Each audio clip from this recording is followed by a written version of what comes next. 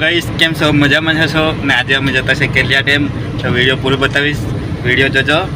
केलिया डेम एटले डेम पर नहीं जता, डेमनी पाछळ जता छे। तो वीडियो पूरो जोजो। वीडियो पसंद आवे तो लाइक शेर करजो और चेनल पर नवा हो तो सब्सक्राइब जरूर करजो। तो चलो हवे मळीशुं केलिया डेम।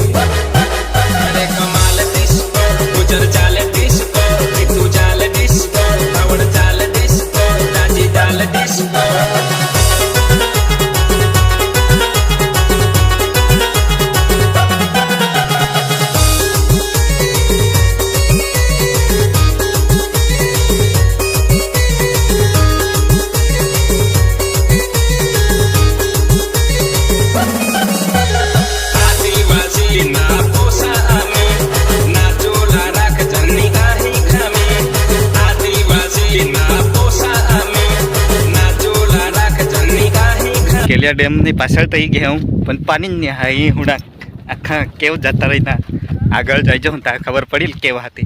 तुम्हाला बी दाखवજો वीडियो हेता रही जा तुम्ही बी। जावेद भाई हा हरी हरी वंदू डार्लिंग 143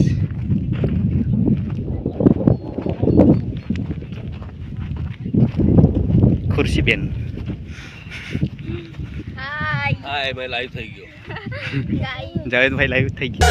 આદિવાસી ના પોસા અમે ના ચોલા રાખ જન્ની કાહી ખામે। આદિવાસી ના પોસા અમે ના ચોલા રાખ જન્ની કાહી ખામે। જોડી બાંધી નાચ જાન અમે કરે કમાલ ડિસ્કો રાજી ચાલ ડિસ્કો કોયો ચાલ ડિસ્કો રાજી ચાલ ડિસ્કો કોયો ચાલ ડિસ્કો।